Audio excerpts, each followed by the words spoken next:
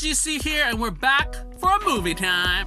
I can tell you're a little... I hope you get malaria and shit yourself to death, you shitty piece of shit! A little softer, please. You are scaring the goats. Always Be My Maybe. So this is a 2019 American romantic comedy film written by Ali Wong, Randall Park, and Michael Golamco, and it's directed by, I'm sorry, but Nahnatchka Khan. She's an American TV writer and producer, and she grew up in Hawaii, and what else is there? He failed me, Wikipedia. So apparently on IMDb, Khan, this is her debut. She has white girl problems. It's a comedy. I don't think that's out yet. Yeah, I don't think that's out yet. But she did 2 episodes of Fresh Off the Boat and 1 episode of Don't Trust the Bee in Apartment 23. So there's that. She wrote a lot of stuff. Oh, sorry guys. She created Fresh Off the Boat and a lot of other stuff. So good on her. Good on that. So yeah, this movie, holy smokes, guys. So it stars Ali Wong and Randall Park, and thank God they're playing their own cultures. At first I thought Ali Wong was not Vietnamese and she played a Vietnamese character, but she's half Vietnamese, so great on that. And we also have some crazy cameos.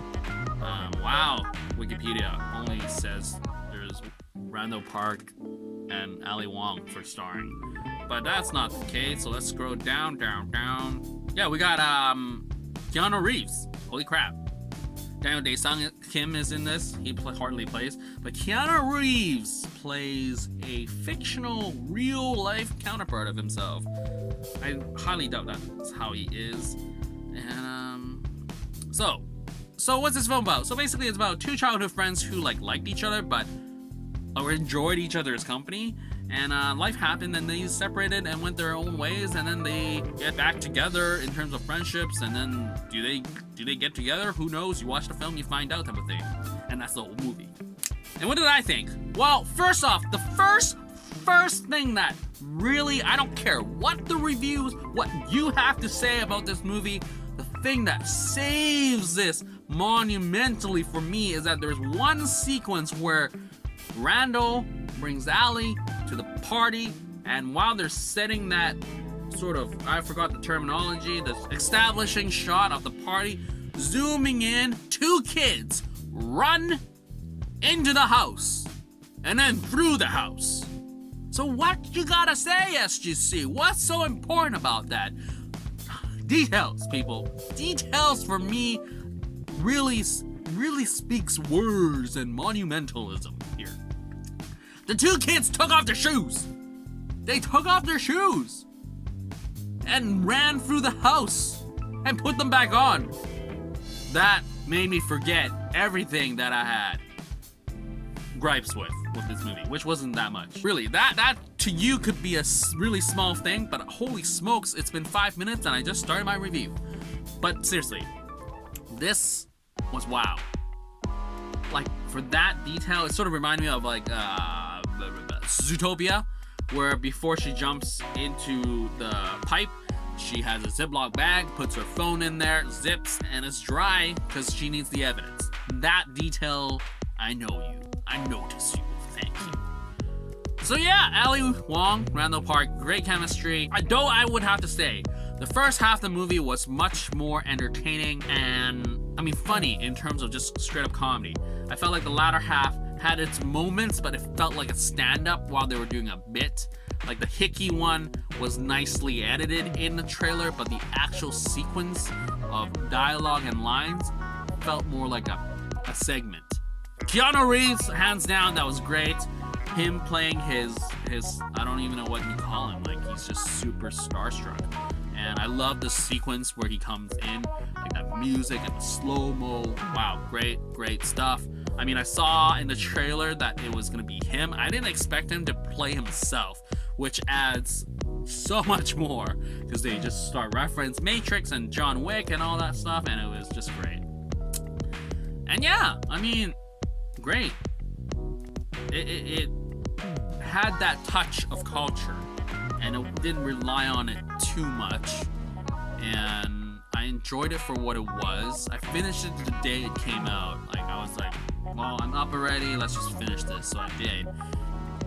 And I don't really know how I feel about it. I mean, granted, everyone's gonna be like, oh, isn't it as good as Crazy Rich Asians? That's not the point. I love the fact that it exists, like that we have two leads who are Asian and people loved it.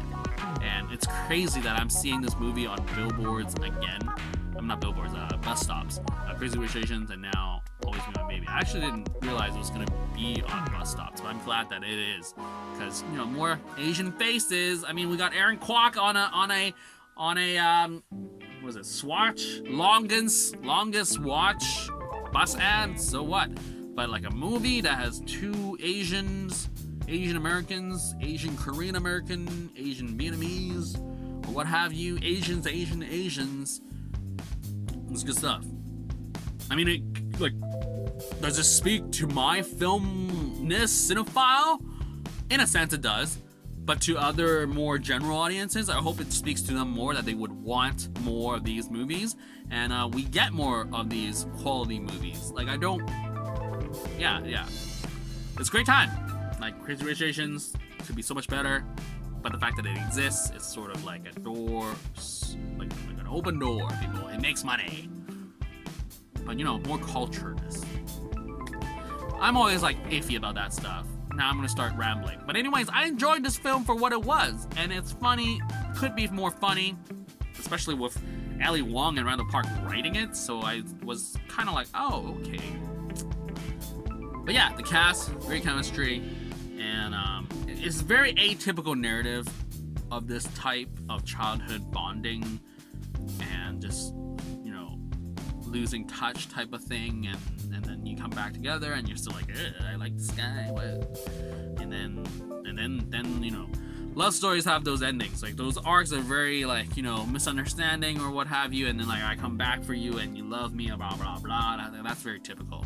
I guess it's again limited in the genre that it's in. So yeah, I don't know, give me some art house Asian films. Dig that. I mean, Columbus was great. Watch that forever. Anyways, that's it. Remember to keep liking, keep watching, and subscribe and share. The sharing is caring. And that's it for this movie review for Always Be My Maybe. See you in the next review. Out.